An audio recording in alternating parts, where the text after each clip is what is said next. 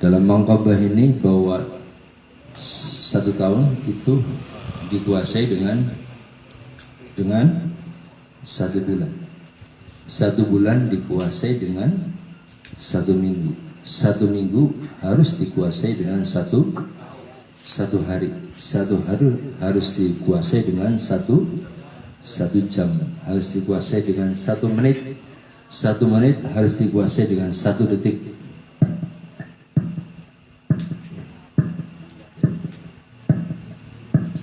Setiap detiknya, setiap helaan nafas ini harus dikuasai.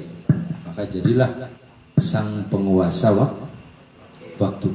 Sang penguasa waktu. Jadi detik kita semuanya mulai dari detik. Semuanya mulai dari titik. Titik apapun. Ketika kita menulis itu dimulai dari 1 titik. Itu simbol dalam ajaran tasawuf dimulai di itu. Kalau ajaran tauhid bahwa semuanya dimulai dari Sang Maha Satu, yaitu Allah Subhanahu. Ketika menulis ya pasti pena kita, ujung penanya pasti adalah menempel di media ya, di kertas atau di kanvas, itu berarti mulai 1 titik. Itu disimbolkan dengan huruf ba, lafaz Bismillahirrahmanirrahim. Ada makalah riwayat begini, makna seluruh kitab suci terkandung dalam Al-Quran. Karena kitab dahulu itu hanya berisi kalam hikmah, nasihat. Beda dengan Al-Quran. Al-Quran itu ada sejarahnya, ya enggak? Ada ilmiahnya, lengkap semuanya. Ada hikmahnya, ada sains, kemudian ya pelet, jampe, semuanya lengkap. Digunakan apa saja bisa. Makanya kalau ahli hikmah itu bisa menciptakan semacam jampi, mantra atau obat dari huruf-huruf yang ada dalam Al-Quran. Jadi digabungkan, terus kemudian dituliskan atau dibaca sekian kali, maka bacaan itu akan mengandung efek tertentu. Seperti dalam doa khotaman, hamim, ain, sin. Kenapa itu digabungkan? Itu oleh sang penciptanya, itu supaya menghasilkan efek tertentu. Apakah mahabbah, apakah sebagai hisnun, benteng, ya enggak, dan lain sebagainya. Atau jalbur rizki, untuk menarik rizki, itu memang setiap huruf ada tata cara penulisannya sesuai dengan kaidah-kaidah ilmu hikmah. Lanjut, di moga ya. Huruf ba itu, nah, mana Al-Quran itu terkandung dalam surat Al-Fatihah. Al-Fatihah terkandung pada lafaz Bismillah. Bismillah itu semuanya terkandung pada huruf ba. Ba-nya itu terkandung intinya dari titiknya lafaz ba. Dulu ketika zaman Nabi pertama itu nggak ada titiknya. Jadi ba, ta, sa itu nggak ada titiknya. Jadi bacanya pribadi. Puyeng ya beli. Sekin anak harokatnya anak titik, ya sampean puyeng ya beli. Ya, ba, ta, sa itu nggak ada bedanya. Ngomongnya lekong bekono. Si bacanya pribadi. Ya karena orang Arab bahasanya ngerti. Ya kalau kemudian oleh ulama setelahnya diberi harokat. Terutama oleh katanya zaman Su'ad Duwali, kemudian seterusnya. Ba terkandung dalam titiknya. Titik itulah kemudian sebagai simbol bahwa segala sesuatu semuanya berasal dari Sang Maha Satu, yaitu Allah Subhanahu wa Ta'ala. Makanya bilangan asli itu dimulai dari 1, 2 sampai 9, atau bilangan itu sampai tak terhingga tetap dimulai dari 1, yaitu Allah yang Maha Satu. Jadi mari kita belajar bahwa terus mengolah diri, ya, meriyadhi diri dengan latihan ininya. Setiap saat, setiap waktu ditingkatkan kualitasnya. Yang dulunya jarang-jarang, ya, terutama ketika sholatnya, ya, latihan, dirinya jalan terus. Bagaimana? Sudah, ya, Zikir-zikirnya yang banyak, sering hadir manatiban, sering kumpul dengan ikhwan, ya nggak, sering melihat wajah beliau, iya nggak, baik secara langsung atau lewat gambar. Itu akan mengingatkan. Kalau ingat apa, yang diingat apa? Sate, yang diingat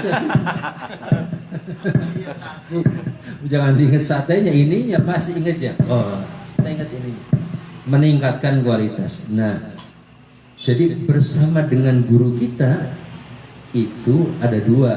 Ada yang bersama secara fisik, kita ketemu beliau. Ada yang lebih tinggi, tidak bertemu beliau secara langsung, tetapi bersama beliau secara ruhani. Bagaimana caranya? Yaitu dengan mengamalkan semua amalan sesuai tata cara beliau. Karena kita sekarang sudah jadi murid beliau, maka secara ilmiah sanad keilmuan kita lewat beliau. Kalau sanad keilmuan kita lewat beliau, ya harus pakai tata cara beliau. Sholatnya begini, tata cara sholatnya, ya enggak?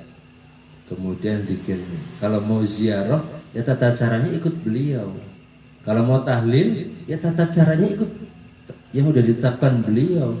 Waktu kita mau campur-campur bela, itu bapak semua orang dia beli.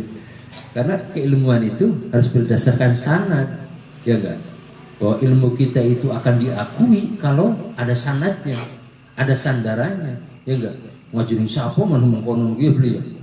Teman-teman wong pinter ngomong pinter, oh ya, mondok beli, kuliah orang ya beli. Dipertanyakan pasti, ya enggak? Senang dia belajar. Orang tidak akan percaya. Tapi kalau dia, oh ya, bukan berguru yang mana, itu dipertanyakan. Karena seperti guru itu seperti orang tua, seperti orang tua. Iya kan, bapaknya kan jelas, ya beli. Begitu juga ilmu, gitu ya, beda ya. Makanya kalau ya tidak harus hafal. Makanya Pak Idam dengan yang lain itu bawa buku saku kecil itu ya. Yaitu maksudnya supaya kalau ada ziarah begini tata. Kalau kau mau nggak harus hafal. Kalau tata ziarah guru kita seperti ini. Maka kalau keamaliyah kita sesuai dengan sanad dari guru kita bertanggung jawab. Dalam artian tarekoh, guru kita hadir. Kalau tahlilannya mau ikut seperti tahlilan guru kita, maka beliau hadir ketika tahlilan. Yang tawasul 7 itu dihafalkan. Ya, dari mulai Hadratin Mustafa sampai jangan dicampur-campur, di tengahnya udah. Jangan khawatir orang disebut orang mantap. Udah ada nggak disebut juga abaina wa ummahatina wa likafatil muslimin, bapak-bapak kami, ibu-ibu kami, terus sampai Mbak Buyut, Mbak Buyut, Canggawari udah petarangan bodoh sampai doyok pekrok nunggu ke bawah kabel, udah ke bawah semua. Ya kalau mau ya di depan sebelum. Tata caranya seperti itu. Ya kita sedikit-sedikit meningkatkan kualitas. Karena mangkana yaumuhu khairan min amsihi, ya mangkana fahuwa robihun. Barang siapa harinya itu lebih baik hari ini dari hari kemarin, fahuwa robihun, dia orang yang beruntung. Tapi wa mangkana sawa, ya misla amsihi, sama dengan hari kemarin, magbunun rugi. Ya.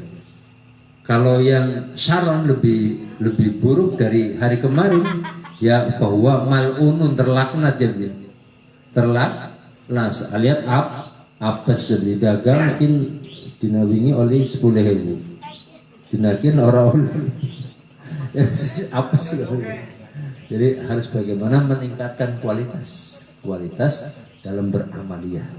Jadi kalau kita mengamalkan amaliyah seperti yang diajarkan guru kita, pada hakikatnya kita sedang bersama beliau. Begitu ya. Jadi kalau makan ya biasa, cuma kalau mau makan kirim Fatihah kepada beliau. Makanya orang uruk loh sih. Orang Fatihah uruk. Kenapa kita makan bisa uruk telu ya beli? Gitu. Enggak, Maksudnya keberkahannya. Ya, kalau mau makan kirim Fatihah. Pokoknya kata pangsa abah mah, kata abah anu mah, pangsa abah anu, aus mah kalau mau apa-apa lapor ke abah. Gua berarti, wah, habis mau ke kamar mandi, enggak begitu. Enggak mau enggak. Maksudnya, ya biasa kalau bertemu ya secara langsung, tapi dalam ketika jauh ya kirim Fatihah. Kecuali kata pengasaban, kecuali kalau mau ke kamar mandi, ya enggak jangan. Ilah nanti abos, jangan itu enggak sopan. Nah, begitu ya. Kualitas kita ya diapalkan. Nah, tanbih tawasul yang 7 itu gimana? Terus salat-salatnya gimana? Ya enggak? Terus amal ditingkatkan kualitas kita.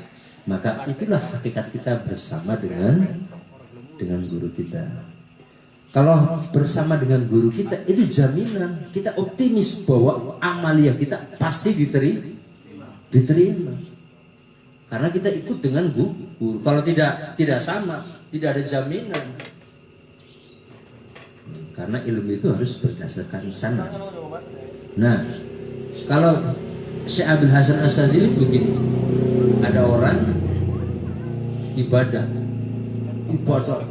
saking pengen ibadahnya, saking pengen dia menangis sampai terenyuh dalam supaya ibadahnya diterima oleh Allah Subhanahu. Tapi kan orang kadang ragu, apa ya benar sembahyang kita diterima? Iya enggak? Sujud kita diterima. Kadang ada pertanyaan dalam hati, begitu enggak? Sebenarnya sembahyang kita tuh diterima beli sih. Ya, sujudnya kita diterima beli ya. Itu pertanyaan muncul dari siapa? Dari setan. Setannya emang di mana? Jelas mah dudu juri. Boy kita maning bae. Juri setan. Dari setan. Jadi mau diterima mau tidak ibadah kita, amaliyah kita, yang penting sesuai dengan tata cara yang diajarkan oleh guru kita, sudah cukup. Mau dapat ganjaran mau tidak cukup. Ya enggak? Sekarang umpamanya amaliyah kita ternyata tidak diterima di akhirat ya, Agus dan Taufik sholatnya tidak diterima, pengumumannya pada masa. Tapi itu lebih baik ya enggak? Sehingga amalnya sedikit masuk neraka. Nah, si Anu bin Anu jarang sembahyang, jarang sujud, tapi masuk surga. Sekarang keren mana, hebat mana orang yang sujud rajin sembahyang tapi tidak diterima masuk neraka daripada orang yang jarang sembahyang masuk surga. Hebat mana coba? Ya hebat juga orang yang rajin ibadah masuk neraka. Paling tidak dia itu, kita sudah ditakdirkan diberi kemampuan oleh Allah untuk ibadah, sujud itu cukup.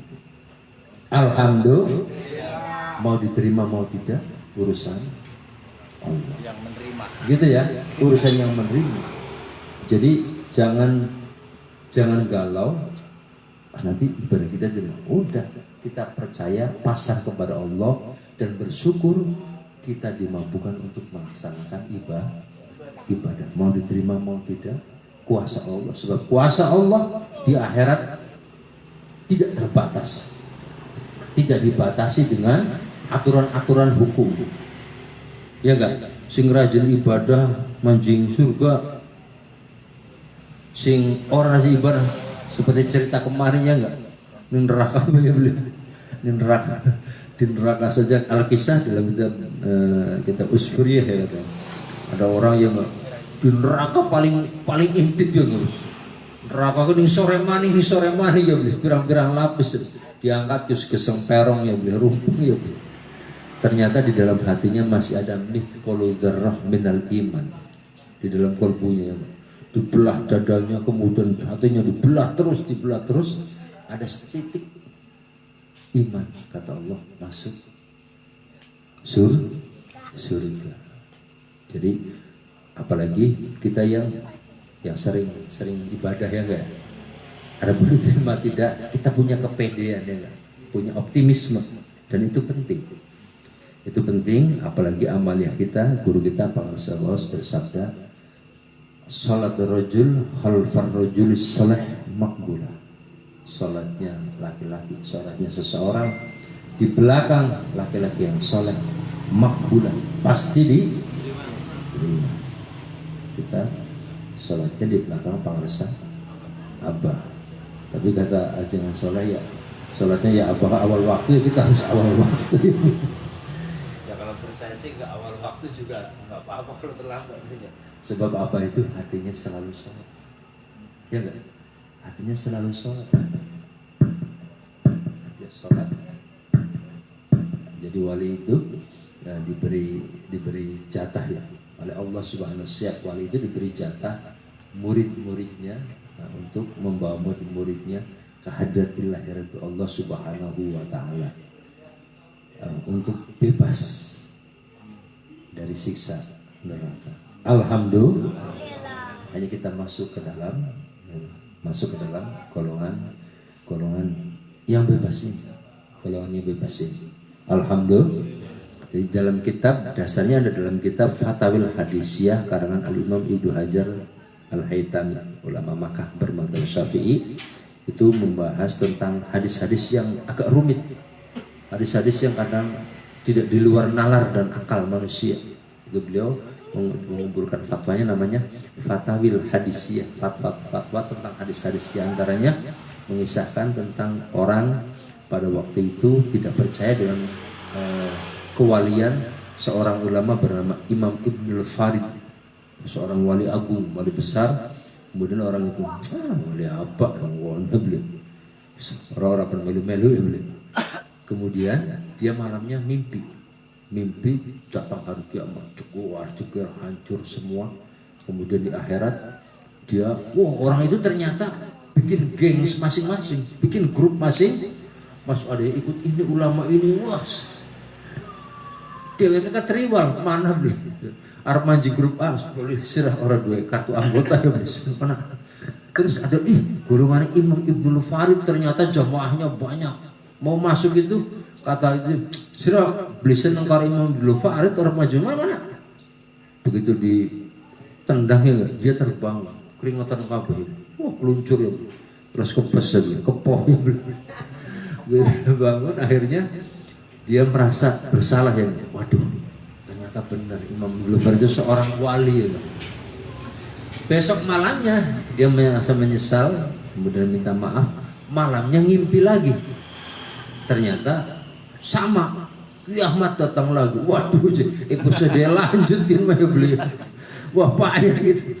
Ternyata kemudian jadi dua. Dia biasa orang lari ke sana, grupnya masing-masing. Kalau guru mursyidnya masing-masing ikut. Dia kemudian ikut jamaahnya Imam Ibnul Farid. Sama orang-orang itu tidak ditolak. Yaudah, kamu udah percaya, saya boleh gabung katanya. Begitu. Jadi wali itu diberi jatah untuk menyelamatkan murid-murid. Alhamdulillah kita bisa dipilih oleh penguasa. Bukan karena kehebatan kita, bukan karena kehebatan saya kita ikut penguasa abah, bukan. Karena abah yang mun maranehna apa?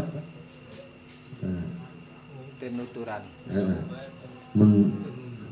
Abah kita ngundang iya, mereka nuturkan aus, abah kita ngundang iya. Kalau mereka tidak mau datang ke abah aus, kata abah juga nggak ngundang, berarti tidak diundang oleh abah. Kita ikut abah aus berarti dipanggil oleh abah. Hanya ajaran Jajab itu berpesan kepada saya tuh, ulah ngakunya, bilangnya begitu, ulah ngaku. Terima kasih, mudah-mudahan kita semua mendapatkan berkah pertolongan. Kita doakan pula rekan-rekan kita yang sedang sakit, semoga diberi kesehatan, kesembuhan, khususnya Ibu Umami, Bapak Daud, Dedi, saudaranya Syamsuddin, Bapak Idam, kesehatan, Mas Terno, Sri Nawamulan, Batu Karamati, Sri Sabal Salfatihah. Siratal ladzina an'amta alaihim ghairil maghdubi alaihim Allahumma nas'aluka wa natawajjahu ilaika bisultan awliyaika fi hadzal zaman. Amin. Dari Syekh Abbas qadasa fi hajatina. Khairul minna fa'ila bil khair. Ya hadi bil yadah wa ala khairin khaliquna. Anta Allah la ilaha illallah. اللهم لك الحمد وبك الكل ومنك الكل بالكل برحمتك يا ارحم الراحمين اللهم ببركة شهر المكرم عندك برحمته عليك رسول ولا تجعل ممن يكون فاتحة أعوذ بالله من الشيطان صراط الذين أنعمت عليهم manakib untuk Sabtu malam minggu di Mas Nilik ya. Nah, mudah-mudahan kita udah sampai ya dari Garut. Sholat malam berziarah ke makam Raden Rahmatullah Sunan Godok atau Prabu Kiai Santang. Diberi kelancaran mudah-mudahan. Assalamualaikum warahmatullahi wabarakatuh. Waalaikumsalam Allahumma salli ala nabiyil hashimi Muhammadin wa ala alihi wa sallim taslima Allahumma salli ala nabiyil hashimi Muhammadin wa alihi wa sallim taslima Allahumma salli ala nabiyil hashimi Muhammadin wa